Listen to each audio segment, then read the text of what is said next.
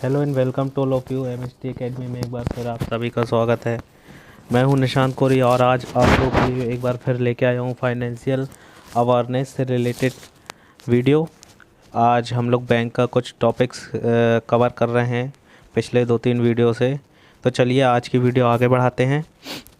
देखिए, अपन ने अभी तक नेशनलाइज बैंक इसके पहले वाली वीडियो में पढ़ा है ना। इसके बाद मैंने आपसे बोला था कमर्शियल बैंक के बारे में अपन पढ़ेंगे, प्राइवेट बैंक, कमर्शियल बैंक, कितने टाइप के खाते होते हैं, है ना, अकाउंट होते हैं। चलिए स्टार्ट करते हैं वीडियो। देखिए, कमर्शियल बैंक होता क्या है। कमर्शियल बैंक एक फाइनेंशियल एक संस्था है, ठीक है ना। वो करती क्या है, लोगों से क्या लेती है, धन लेती है और उसको डिपॉजिट के रूप में जमा करती है और कंजप्शन और निवेश के लिए क्या करती है, उसको उधार देती है। उपभोग और निवेश के लिए क्या करती है, उधार देती है, ठीक है ना। स्क्रैप कलेक्ट करती है और क्या करती है, उन्हें बड़ी और छोटी इंडस्ट्रियल और बिजनेस यूनिट को दे देती है। स्क्रैप मतलब बचतें एकत्र करना, ठीक है ना। इसके बाद क्या क्या हुआ, 1967 के बाद क्या हुआ, वाणिज्य मतलब कमर्शियल बैंकों को पब्लिक सेक्टर बैंक और प्राइवेट सेक्टर बैंक में क्लासिफाइड किया गया, ठीक है ना, मतलब वर्गीकृत किया गया। कब, 1967 के बाद कमर्शियल बैंक को दो पार्ट में डिवाइड किया गया, एक पब्लिक सेक्टर बैंक और एक प्राइवेट सेक्टर बैंक, ठीक है ना।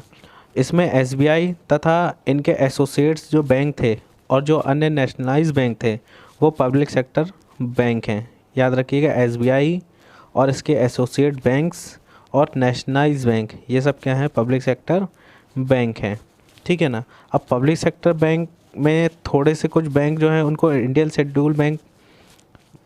शेड्यूल बैंक में रखा गया है ना, जिनका राष्ट्रीयकरण नहीं हुआ, नेशनलाइज नहीं हुए हैं। तो प्राइवेट सेक्टर में कुछ ऐसे बैंक हैं जिसे नॉन शेड्यूल बैंक में रखा गया। नॉन शेड्यूल बैंक मतलब अनुसूचित बैंक, है ना, जिनका राष्ट्रीयकरण नहीं हुआ, नेशनलाइज नहीं है ये बैंक। कुछ शेड्यूल बैंक है जो नेशनलाइज नहीं है। संवैधानिक आधार पर क्या हुआ है, कमर्शियल बैंक को शेड्यूल बैंक और नॉन शेड्यूल बैंक में स्प्लिट भी किया गया है, ठीक है ना, विभाजित किया गया है। संवैधानिक आधार पर कमर्शियल बैंक को शेड्यूल बैंक और नॉन शेड्यूल बैंकों में विभाजित किया गया। अब देखिए क्या होते हैं ये शेड्यूल बैंक। क्या होता है देखिए, शेड्यूल बैंक वो होता है जिनको आरबीआई एक्ट के 1934 जो एक्ट है आरबीआई का, उसकी दूसरी अनुसूची में शामिल किया गया हो, वो क्या कहलाते हैं, शेड्यूल बैंक कहलाते हैं, है ना। अब शेड्यूल बैंक का दर्जा पाने के लिए आपको कुछ शर्तें हैं, आरबीआई की जो गाइडलाइन है वो माननी पड़ेगी। तो उसमें होगा क्या कि बैंक की जो प्रदत्त पूंजी है और जो संचित जो राशि है ना, प्रदत्त पूंजी मतलब पेड अप कैपिटल और एक्यूमुलेटेड अमाउंट जो है वो 5 लाख से कम नहीं होना चाहिए, ठीक है ना। सेकंड की कंडीशन ये है कि आरबीआई को पूरी तरह से संतुष्ट हो जाए आरबीआई आपसे कि भाई इन बैंकों द्वारा ऐसा कोई काम नहीं किया गया है जिससे भी जमाकर्ता जो हैं उनको हार्म हो, मतलब अहित हो, ऐसा काम कोई भी नहीं किया हो, ठीक है। तीसरी शर्त क्या है इसकी, देखिए तीसरी है कि यह एक जॉइंट कैपिटल कंपनी होनी चाहिए, मतलब संयुक्त पूंजी कंपनी होनी चाहिए, ना कि एकल व्यापारी साझा फर्म, ना कि सोल ट्रेडर शेयर फर्म होनी चाहिए। ये कैसी होनी चाहिए, जॉइंट कैपिटल कंपनी होनी चाहिए। इसके अतिरिक्त क्या होता है, इन बैंकों को अपनी जमा का मतलब अपनी डिपॉजिट का एक निश्चित भाग, है ना, आरबीआई के पास नकद के रूप में रखना पड़ता है, ठीक है ना। बैंकिंग अधिनियम, है ना, बैंकिंग अधिनियम जो है 1949, उसके अंतर्गत आरबीआई के पास टाइम टू टाइम विवरण पत्र होता है। ये विवरण पत्र मतलब स्पेसिफिकेशन शीट भेजना पड़ता है इनको, ठीक है ना। ये सब उसकी गाइडलाइन है। अगर ये गाइडलाइन आप पार करते हो तो फॉलो करते हो तो आप शेड्यूल बैंक कहलाओगे, है ना। अब इसमें देखिए नॉन शेड्यूल बैंक क्या होता है। नॉन शेड्यूल बैंक ये होता है, इसमें भी क्या होता है कि ये आरबीआई के 1934 जो अधिनियम है, एक्ट है, उसकी दूसरी अनुसूची में ये भी शामिल है, ठीक है ना।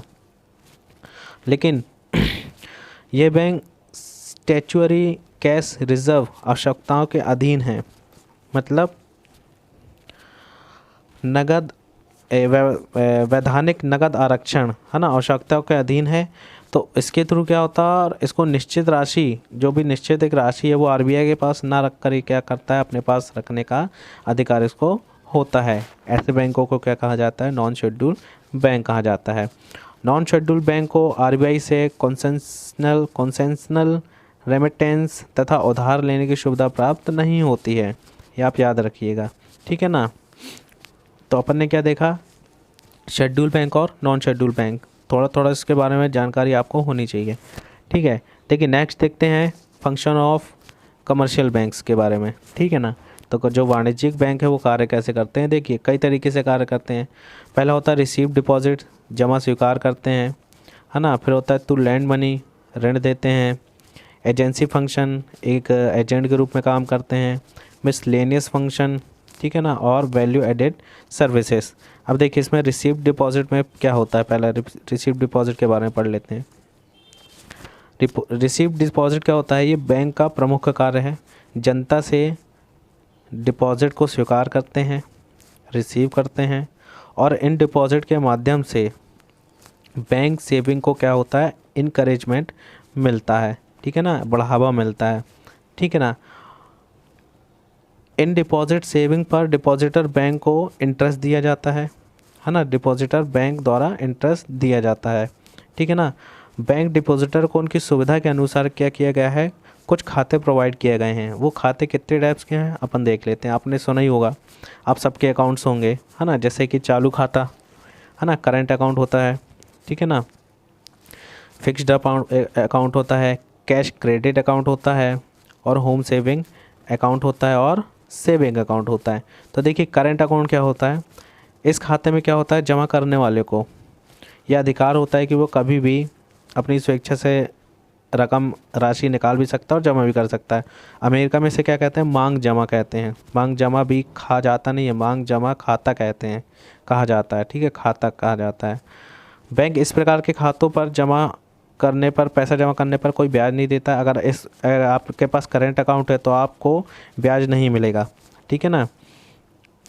और अगर एक निश्चित राशि से कम जमा करोगे आप, है ना, एक लिमिट होती है उसकी क्रेडिट की, है ना, तो अगर उससे कम आप जमा करोगे तो एक्सपेंडिचर के रूप में क्या किया जाएगा? आपसे वो वसूला भी जाएगा, ठीक है। सेकंड होता है fixed account. Fixed account FD सुना ही होगा आपने, है ना। एफडी अपन बनवाते हैं कुछ सालों के लिए।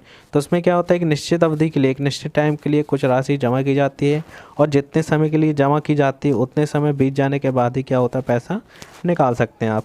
और निश्चित अवधि के अंदर ही निकासी करना आवश्यक हो जाता है। तब क्या हो जाता है? तब स्थायी जमा खाते की जमानती पर कर्ज मिल जाता है ना। खाता बंद करने पर जिस शर्त तो पैसा जमा किया जाता है उसका पालन नहीं होता है, ठीक है ना। तो आप क्या कर सकते हैं? एफडी अपनी सिक्योरिटी के तौर पर रखवा के आप इस पर लोन भी ले सकते हो, है ना। अमेरिका में इसे क्या कहते हैं? टाइम डिपॉजिट कहा जाता है। हमारे यहाँ क्या कहते हैं? फिक्स्ड अकाउंट कहते हैं इसको। देखो नेक्स्ट होता है कैश क्रेडिट अमाउंट। अमाउंट नहीं है, अकाउंट है भाई ये, ठीक है, ये अकाउंट है, अमाउंट लिखा है, ये अकाउंट है। यह क्या होता है? एक लोन खाता होता है ना, लोन अकाउंट होता है। इसके अंतर्गत एक लिमिट होती है जिसके लिए उसको लोन प्राप्त करने का क्या होता है? अधिकार होता है। खाताधारी को क्या होता है? लोन प्राप्त करने का एक अधिकार होता है, एक लिमिट होती है, उस पर लोन उसको दिया जाता है। तो अपनी आवश्यकताओं के अनुसार बैंक से रुपए ले सकता है और जमा भी कर सकता है, ठीक है ना। और इसी पे के थ्रू बैंक इससे क्या करता है? इंटरेस्ट भी वसूल लेता है, ब्याज भी वसूल लेता है इसके थ्रू, ठीक है ना, जो वास्तव में ऋणी के पास रहती है, ठीक है ना। ये नॉर्मल सी चीज़ें हैं। नेक्स्ट क्या होता है इसमें? Home saving account. अब देखिए होम सेविंग अकाउंट आपने बहुत कम सुना होगा आई थिंक, लेकिन बहुत कम लोग भी यूज़ करते हैं, लोगों को पता ही नहीं है। होम सेविंग अकाउंट क्या होता है? जैसे आप शुरू देखे होंगे बचपन में गुल्लक घर में रखते थे आप, है ना, और उसमें पैसे डालते थे, फिर जब भर जाता था तो आप फोड़ कर पैसे निकाल लेते थे उसको ब्रेक करके। तो यही काम होम सेविंग अकाउंट करता है। होम सेविंग अकाउंट क्या करता है?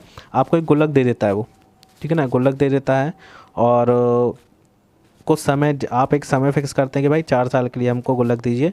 4 साल के लिए वो गुल्लक देगा और बोलेगा 4 साल तक आप पैसा जमा करते रहिए। पर 4 साल जैसे ही पूरा होगा उसके बाद आपको वहाँ पे जाके गुल्लक जमा करना पड़ेगा। फिर आपका एक अकाउंट खोला जाएगा, फिर उस अकाउंट में इस गुल्लक का जो पैसा है वो ट्रांसफ़र कर दिया जाएगा, और थोड़ा बहुत जो भी ब्याज मिलेगा आपको दे दिया जाएगा। तो ये क्या होता है? होम सेविंग अकाउंट होता है ना।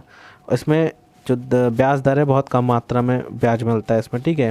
ये क्यों खोला गया है? क्योंकि ये छोटी छोटी जो सेविंग्स लोग करते हैं उसको प्रोत्साहित करने के लिए एक अच्छा तरीका माना गया है इसको, ठीक है ना। देखिए नेक्स्ट क्या होता है, सेविंग अकाउंट सभी के पास होता है, 90% लोगों के पास सेविंग अकाउंट होगा, है ना। तो इसमें थोड़ा बहुत आपको इंटरेस्ट मिल जाता है, छोटी मोटी रकम जमा कर सकते हो, निकाल सकते हो, है ना।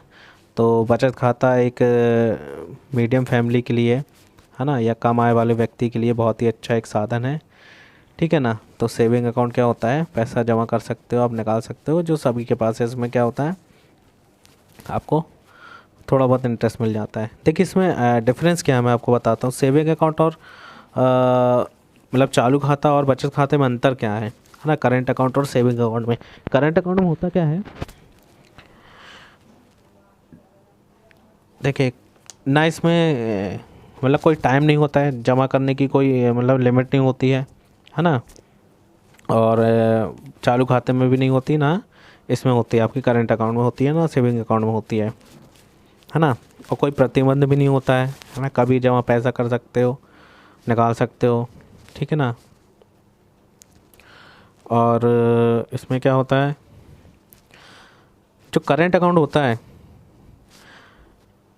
एक सप्ताह में एक ही दिन में कई बार रकम निकाल सकते हो आप, है ना। लेकिन ये सेविंग अकाउंट में ऐसा नहीं होता है, बैंक के नियम के अनुसार आप रकम को निकाल सकते हो, है ना, ये होता है।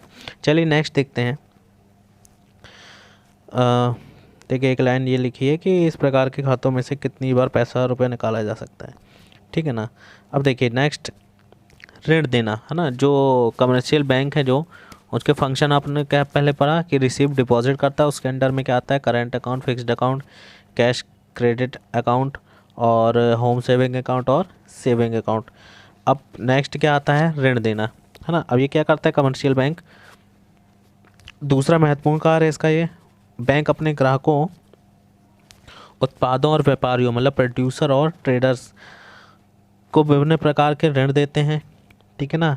ये ऋण रियल एस्टेट, व्यक्तिगत जमानत के आधार पर नहीं दिया जाता है। कमर्शियल बैंक निम्न टाइप से ऋण देते हैं। किस किस टाइप से ऋण मिल सकता है, देखिए पहला ओवरड्राफ्ट के, है ना, ओवरड्राफ्ट से आपको ऋण मिल सकता है, ओवर ड्राफ्ट की वजह से मिल सकता है, के लिए मिल सकता है। लोन्स एंड एडवांसेस मिल सकता है ना, ये लोन्स है।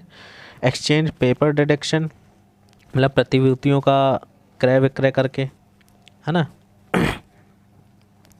इसके बाद कैश क्रेडिट, ठीक है ना। इसके बाद इन्वेस्टमेंट इन गवर्नमेंट सिक्योरिटी, ठीक है ना, मतलब ओवरड्राफ्ट से मिल सकता है, विनिमय पत्रों की कटौती से मिल सकता है, ठीक है ना। ऋण तथा अग्रिम ऋण मिल सकता है, एडवांस, नगद साख, सरकारी प्रतिभूतियों में निवेश, है ना। हिंदी में थोड़ा सा टफ लैंग्वेज हो जाती है, प्रतिभूति मतलब सिक्योरिटीज़, है ना। अब देखिए नेक्स्ट और क्या काम करता है, ये एजेंसी के रूप में मैंने बताया था काम करता है ना, एक एजेंट के रूप में काम करता है बैंक। और कैसे काम करता है एजेंट के रूप में, देखिए payment of exchangeable credit letters मतलब विनिमय साध्य साख पत्रों का भुगतान करता है ना, हिंदी में बोलेंगे। Paying rupees on behalf of customer मतलब ग्राहकों की ओर से रुपए का भुगतान करता है। रिसीव पेमेंट, है ना, रिसीव पेमेंट को रिसीव करता है। ट्रांसफ़र ऑफ रुपीज़ पैसों को ट्रांसफ़र करता है। Purchase and sale of securities मतलब प्रतिभूतियाँ जो सिक्योरिटीज़ होती हैं उसका क्रय विक्रय करता है। और एक्टिंग लाइक अ लॉयर मतलब लॉयर की तरह एक काम करता है, वकील की तरह काम करता है, ठीक है। इसके बाद कैसे काम करता है, इसके बाद आता है नेक्स्ट मिसलेनियस फंक्शन, है ना। अब मिसलेनियस फंक्शन भी कई टाइप के होते हैं। Issuance of certificates and cheques of passengers मतलब प्रमाण पत्र और यात्रियों के चेक को जारी करता है, ठीक है ना। इसके बाद purchase and sales of foreign exchange मतलब विदेशी जो विनिमय का होती हैं उनका क्रय विक्रय करता है, ठीक है ना। Acting as a decision maker एक निर्णय करता है, डिसीजन मेकर के रूप में काम करता है। और सिक्योरिटी रिलेटेड वर्क करता है, सुरक्षा संबंधी कार्य। Gather business information and data मतलब जो व्यापारिक सूचना होती है और जो आंकड़े होते हैं उसको क्या करता है, वो इकट्ठा करता है। Assessing loans of government and other institution, सरकार के अन्य संस्थाओं और ऋणों का अभिगोपन करता है ना, असेसिंग अभिगोपन हिंदी में बोलते हैं। इसके बाद और क्या करता है भाई, टू गिव मनी एडवाइस, मतलब धन संबंधी आपको सलाह देता है। और लास्ट उसका काम क्या था, वैल्यू एडेड सर्विसेज, है ना, VAS। आप कभी भी देखिए कस्टमर केयर को जब आप फ़ोन लगाते हो, आपने सुना होगा ये शब्द, तो वो उसमें आता है कि वैल्यू एडेड सर्विसेज के लिए 9 दबाएं, है ना, ऐसे करके बोलते हैं ना। और तो वो क्या कहलाती है, वैल्यू एडेड सर्विसेज कहलाती हैं, है ना। तो उसमें क्या होता है, देखिए वैल्यू एडेड सर्विसेज में क्या क्या चीज़ें होती हैं। इसमें आपको दिया जाता है लॉकर फैसिलिटी, लॉकर सुविधा, और दिया जाता है issuance of passenger cheques and payment, मतलब ग्राहकों बोल रहा हूँ, यात्री चेक जारी करता है और भुगतान भी करता है, ठीक है ना। कंटिन्यूइंग टू पे the insurance premium, water and electricity bills regularly on the request of the customer, मतलब ग्राहकों के अनुरोध पर उसके बीमा प्रीमियम, है ना, पानी और बिजली के बिल नियमित रूप से भुगतान करने का काम करता है, ठीक है ना। ये सुविधाएं दी गई। Letter of guarantee in favour of customer, मतलब ग्राहकों के पक्ष में गारंटी पत्र, ठीक है ना। ये सुविधा ई बैंकिंग फैसिलिटी, ATM फैसिलिटी और क्रेडिट कार्ड और डेबिट कार्ड फैसिलिटी प्रोवाइड कराता है। तो ये सब क्या हो गए, ये सब हो गए कमर्शियल बैंक के कार्य, मतलब फंक्शन ऑफ कमर्शियल बैंक। तो अब अपन मिलेंगे नेक्स्ट वीडियो में, है ना। Thank you so much.